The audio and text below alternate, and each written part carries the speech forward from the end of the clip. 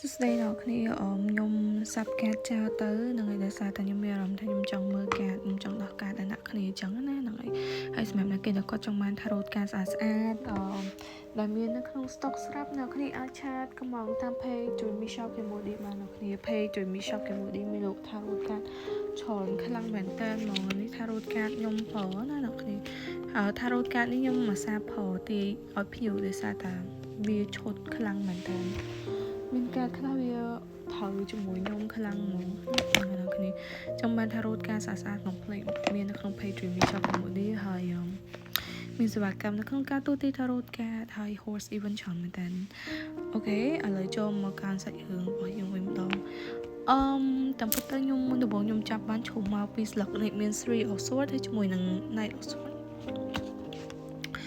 ខ្ញុំមកឃើញថាមួយរយៈហ្នឹងអ្នកគ្នាអាចនឹងគិតច្រើនហើយគិតទៅនឹងការគិតរបស់អ្នកគ្នាហ្នឹងគឺជាប់ចំពាក់ដល់ស្រែអត់ចាញ់បានតែគិតទៅយល់ដល់អ្នកគ្នាខ្ញុំគិតថាការឈឺចាប់ច្រើននៅអ្នកគ្នាធ្លាប់ឆ្លងកាត់ពីមុនមកធ្វើអ្នកគ្នាគិតចង់ចាក់ចេញពីរឿងទាំងអស់ហ្នឹងចង់កិច្ចវេះពីបញ្ហាចង់រត់ចេញពីរឿងពិបាកទាំងឡាយទាំងពួងមើលថាចង់បោសេះរត់ចេញឲ្យឆ្ងាយពីរឿងរ៉ាវដែលអ្នកគ្នាកំពុងជួបនៅក្នុងពេលហ្នឹងដូចគ្នាដែរមានអារម្មណ៍ថាពេលវេលានេះគឺជាពេលវេលាមួយដែលអ្នកគ្នារៀងពិបាកទទួលយកពេលខ្លះsword ហ្នឹងក៏អាចនិយាយទៅដល់មួយ communication ពីសម្ដីខ្ញុំមើលឃើញថាអ្នកគ្នាមួយចំនួនក៏អាចមានការតោះតែងពីសម្ដីជាមួយនឹងនរណាគេ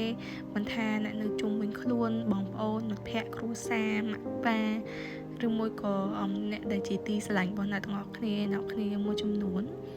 ខ្ញុំនឹងដាក់ថាពួករបស់អ្នកគ្នាលើហ្នឹងអាចនឹងមានការជួបប្រទះពាក់ព័ន្ធជាមួយនឹង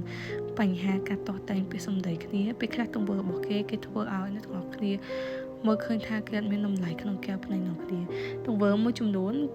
ដែលគេធ្វើមកមានអារម្មណ៍ថាអ្នកគ្នាទទួលបានការឈឺចាប់ដូចពីសម្ដីដូចជាកំបិតចាក់បេះដូងរបស់អ្នកគ្នាទាំងស្រុងប៉ុន្តែអ្នកគ្នាជាមនុស្សម្នាក់ដែលនិយាយថាចង់គេចវេះពីបញ្ហាទាំងអស់ហ្នឹងណាចង់រត់ចេញខ្លាំងមែនតើហ្មងប៉ុន្តែរត់ចេញបានឬក៏មិនបាននឹងអាស្រ័យទៅលើអ្នកទាំងអស់គ្នាដូចគ្នាដែរព្រោះអ្នកខ្លះ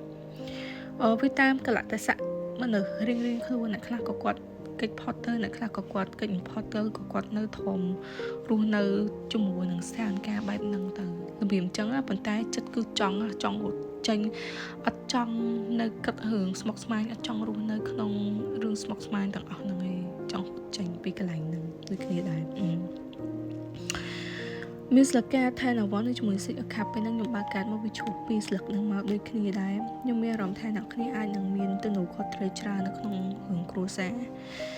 អ្នកមើលរបស់ខ្ញុំអាចនឹងជាមិនថាកូនច្បងក៏កូន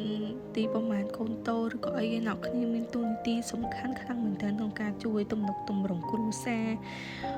ហើយមួយទៀតអ្នកគ្នាខ្ញុំមើលឃើញថាអ្នកគ្នារែកពន្ធរឿងច្រើនខ្លាំងមែនទែននៅក្នុងជួត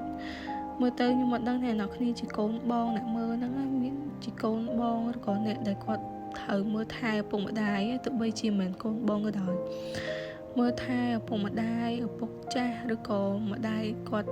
ឈឺឬក៏ចេះមួយចឹងទៅមានអារម្មណ៍ថាជាទំនួលខុសត្រូវធំខ្លាំងមែនទែនតែមួយចំនួនទៀតក៏ស្ពាយសម្ពាធពាក់ព័ន្ធជាមួយនឹងតួនាទីមានន័យថាគ្រួសារអ្នកមួយចំនួនគឺគាត់ជាគ្រួសារមួយដែលមានឋានៈធូរធារឬក៏មានឋានៈវណ្ណៈហើយគាត់ត្រូវតែធ្វើតាមអ្វីដែលឪពុកឬក៏ម្ដាយគាត់ដាក់ឲ្យយើងធ្វើមានន័យថាយើងមានសម្ពាធយើងអត់ចង់ធ្វើតែយើងត្រូវតែរែកពន្ធខ្ញុំមើលឃើញថាអ្នកមើលកាតរបស់ខ្ញុំនឹងមិនមែនជាមនុស្សម្នាក់ដែលថាមានភាព independent នៅក្នុងខ្លួននេះគឺអត់មានភាពឯករាជ្យសម្រាប់ការសម្រេចចិត្តខ្លួនឯងទេមើលទៅគឺត្រូវតែជាមនុស្សម្នាក់ដែលគ្រួសារគឺគ្រប់គ្រងមើលថែគ្រប់បែបយ៉ាងរបៀបចឹងណាមើលថែគ្រប់បែបយ៉ាងអីចឹងទៅវាថាមើលពីលើយើងថាសកម្មភាពដែលយើងធ្វើអីហ្នឹងគឺយើងធ្វើអីគេខ្លះចេញពីអីខ្លះមកខ្លះវាអញ្ចឹងតែខ្លះក៏គាត់មានសម្ពាធពាក់ព័ន្ធជាមួយនឹងការធ្វើរែកពន្ធបញ្ហាផ្សេងគ្នាព្រោះបញ្ហាគ្រួសារមានច្រើនអ្វីដែលខ្ញុំអានហ្នឹងវាមិនអស់ទាំងអស់ហើយប៉ុន្តែអ្នកគ្នាអាចយកវាទៅប្រៀបធៀបសម្រាប់ស្ថានភាពឬក៏បញ្ហានៅក្នុងជីវិតរបស់អ្នកគ្នាបានរបៀបអញ្ចឹងណាអានេះតាមដែលខ្ញុំមើលទៅវាស៊ីចង្វាក់គ្នាដែរជាមួយនឹង Nine of Cups ហ ហើយជាមួយនឹងស្លឹកកាតសិចអសួនខ្ញុំមើលឃើញថាអ្នកគ្នាស្រឡាញ់ឲ្យគេចង់ធ្វើឲ្យគេមួយប៉ុន្តែចាក់ចេញពីវាមានការបខំចិត្តណាមួយកើតឡើងមានអារម្មណ៍ថាអ្វីដែលអ្នកគ្នានិយាយថាដូចអ្នកគ្នាមានអីមួយអ្នកគ្នាចង់ធ្វើអ្នកគ្នាស្រឡាញ់វាតែអ្នកគ្នាធ្វើអត់បានអ្នកគ្នាគិតថាពេលដែលធ្វើវាទៅវាជោគជ័យវាពេញបរិបូរណ៍អនាគតប៉ុន្តែវាមានស្ថានភាពមួយដែលមានការផ្លាស់ប្ដូរគឺអ្នកគ្នាបានចាក់ចេញពីវាទៅចាក់ចេញទៅដោយអត់ងាកក្រោយមកដោយសារខ្ញុំគិតថាវាជាស្ថានភាពមួយដែលបែបបង្ខំការងារហ្នឹងអ្នកគ្នាស្រឡាញ់អ្វីអ្នកគ្នាកំពុងតែធ្វើថ្ងៃហ្នឹងគឺអ្នកគ្នាស្រឡាញ់ខ្លាំងណាស់ប៉ុន្តែអ្នកគ្នាបង្ខំចិត្តធ្វើដើរចេញសុំទោសបង្ខំចិត្តដើរចេញអត់បានធ្វើវាបន្តគួរសោកស្ដាយខ្លាំងតែបើណាគេដែលគាត់មើលកាតរបស់ខ្ញុំហ្នឹងហើយជួបស្ថានភាពបែបហ្នឹងខ្ញុំសុំទោសខ្ញុំពិតជាចង់លើកទឹកចិត្តឲ្យអ្នកគ្នាខ្លាំងមែនតើណាតែខ្ញុំអត់ដឹងធ្វើវាដល់របៀបណាដោយសារអ្នកគ្នាមានសម្ពាធរ៉ាប់រងច្រើនខ្លាំងជាមួយស្លឹកកាត3ចុងក្រោយដែលធ្លាក់មកនៅពេលដែលខ្ញុំសាប់ស្លឹកកាតចុងក្រោយមានស្លឹកកាត 2 of cup 20 of one ជាមួយនឹង 8 of swords នៅក្នុងស្ថានភាពនៅក្នុងពេលលើហ្នឹងអ្នកគ្នាក៏អត់ចូលទទួលយកដែរខ្ញុំឃើញមានមនុស្សដែលគេចាប់អារម្មណ៍អ្នកគ្នាដូចគ្នាដែរគេចាប់អារម្មណ៍អ្នកគ្នាដែរតែអ្នកគ្នាមានសម្ពាធច្រើនខាងក្រោយក្នុងមានសម្ពាធគ្រួសារឬក៏សម្ពាធអីប៉ុន្តែម្នាក់ហ្នឹងគេមកចូលមកជួយអ្នកគ្នាឬក៏ម្នាក់ហ្នឹងជាមនុស្សអ្នកដែលអាចមកជួយបែបដោះស្រាយបញ្ហាបើអ្នកគ្នាដែលមានហ្នឹងចង់និយាយចឹងណាគេចង់ជួយគេចង់ដោះស្រាយបញ្ហាអ្នកគ្នាទៅហើយពេលខ្លះបញ្ហាថងថាអ្នកគ្នាអត់ទទួលយកការជួយពីអ្នកដទៃឬក៏គេមើលឃើញពេលខ្លះសុខចិត្តសង្ងំលក្ខណៈបែបថារងទុកតែឯងវាមិនចឹងណាហ្នឹងអាហ្នឹងក៏ដូចគ្នាដែរប៉ុន្តែមើលឃើញថាស្ថានភាពមួយចំនួនពីច្រើនអ្នកគ្នាដែលមាននៅក្នុងជីវិតវាអត់ដូចថាអាក្រក់ខ្លាំងណាស់ទេប៉ុន្តែអ្នកគ្នាពេលខ្លះគិតច្រើនសម័យថាស្ថានភាពទាំងអស់ហ្នឹងវាអាក្រក់ខ្លាំងសម្រាប់អ្នកគ្នារបៀបចឹងពេលខ្លះអ្នកគ្នាអត់ទៅដោះស្រាយបញ្ហាសុខចិត្តឈរថ្មឹងនៅមួយកន្លែងប៉ុន្តែវាជារឿងមួយដែលមិនមែនអ្នកគ្នាជាការបខំទេប៉ុន្តែមើលទៅជាអីមួយដែលថាស្ថានភាពវាអត់អំណោយផលដល់អ្នកគ្នាក្នុងការនិយាយលើកខ្លួនឯងបាន stand up for yourself បានណារបៀបចឹងនិយាយ